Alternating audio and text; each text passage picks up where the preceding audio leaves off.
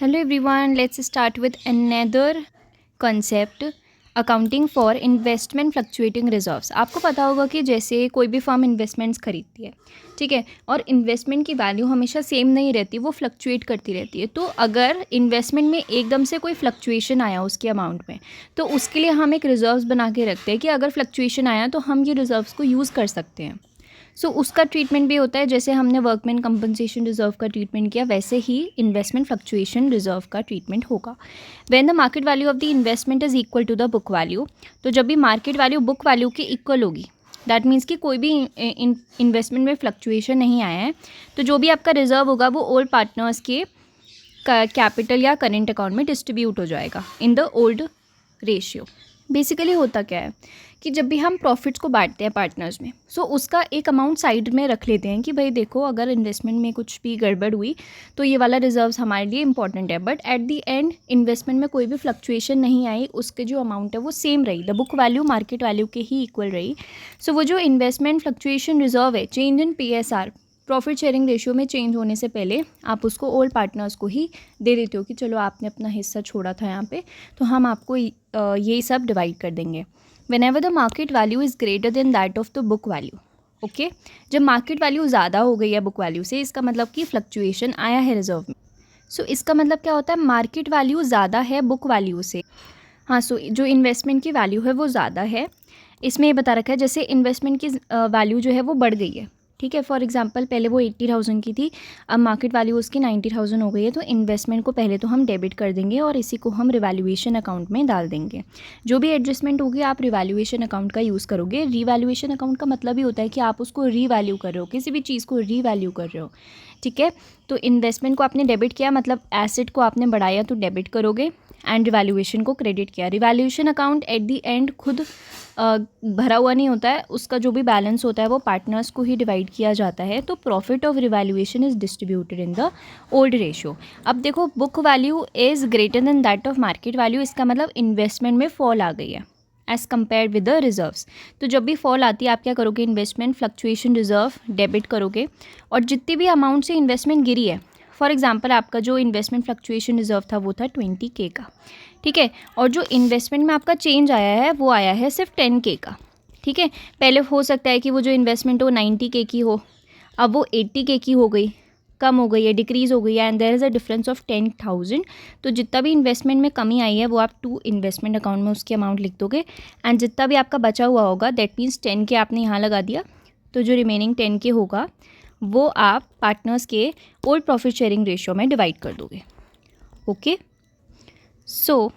अब इसमें देखो, जैसे when the fall is less than IFR, मतलब जो फॉल है, यहाँ पे IFR उन्होंने बना रखा था फॉर एग्जांपल 60,000 का, बट जो फॉल आई है वो बस 40,000 की आई है, ठीक है। तो यहाँ पे आप लिखोगे 60,000, जो इन्वेस्टमेंट में आपकी फॉल आई है यहाँ पे वो वाला अमाउंट लिखोगे, एंड जो पार्टनर्स कैपिटल अकाउंट है वो रिमेनिंग अमाउंट लिखोगे, ठीक है। When the fall is equal to IFR, तो डायरेक्टली क्या करोगे, IFR account debit to investment, and when the fall is more than the IFR, इसका मतलब क्या हो रहा है कि लॉस हो रहा है। जब भी लॉस होता है, whenever there is loss, revaluation account is debited, ठीक है, अदरवाइज इट इज़ क्रेडिटेड। तो जब भी लॉस हुआ है आपका जो रिवैल्यूएशन अकाउंट है वो डेबिट हो जाता है। फिर आप क्या लिखोगे, IFR कितने का था आपका, फॉर एग्जांपल 20,000 का आपका IFR था। मैं अज्यूम करके लिख के बता देती हूँ कि जो तुम्हारा IFR था वो था 20,000 का, बट जो तुम्हारा फॉल आया है, फॉल इन इन्वेस्टमेंट,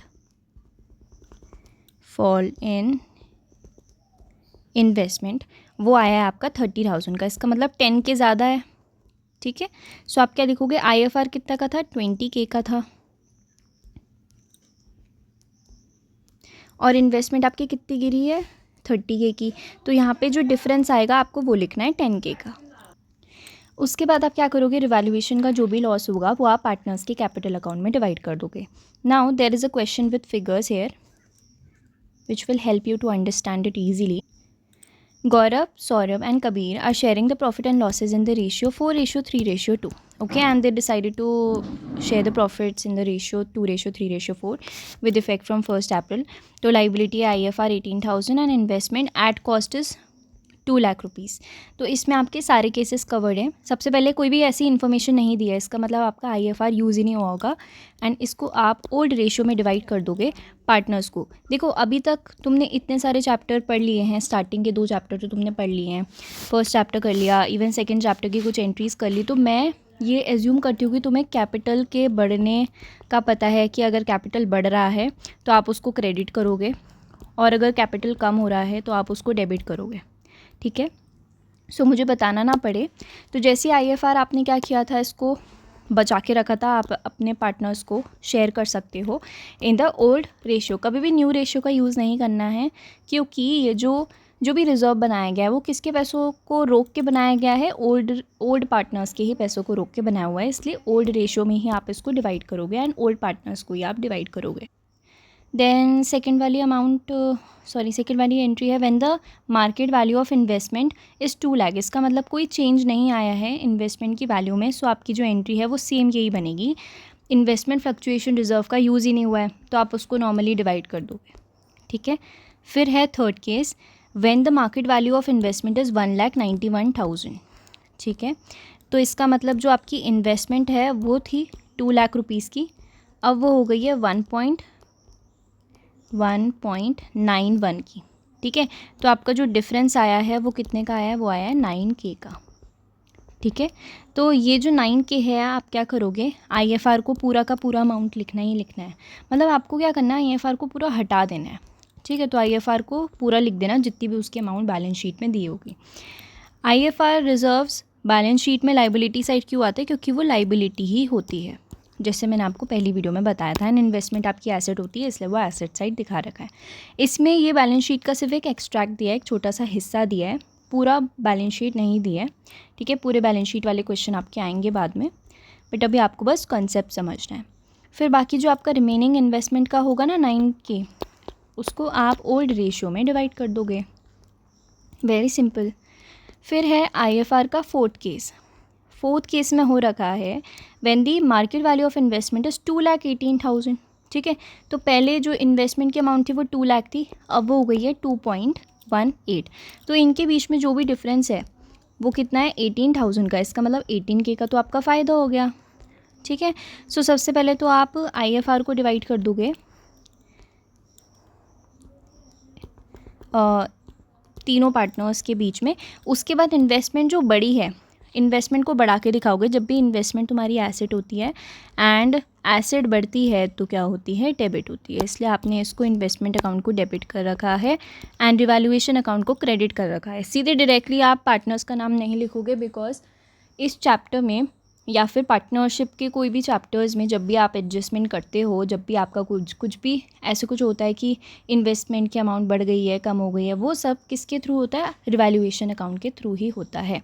सो यहाँ पे रिवैल्यूएशन अकाउंट का हुआ एंड देन रिवैल्यूएशन का आप लोग डिवाइड करोगे तीनों पार्टनर्स के ओल्ड रेशियो में, ठीक है।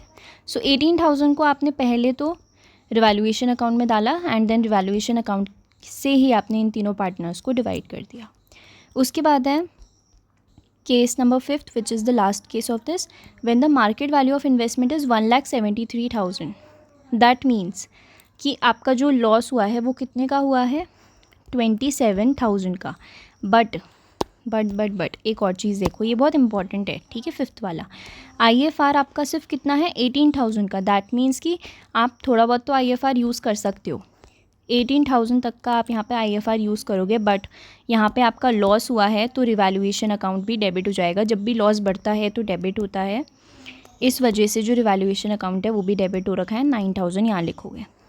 टू इन्वेस्टमेंट अकाउंट कम हुआ है, इसका मतलब क्या होता है, एसेट अगर आपकी कम हुई है तो डेबिट हो जाएगी, सो आप इसको क्रेडिट हो जाएगी, सो आप उसको क्रेडिट साइड लिख दोगे, ठीक है।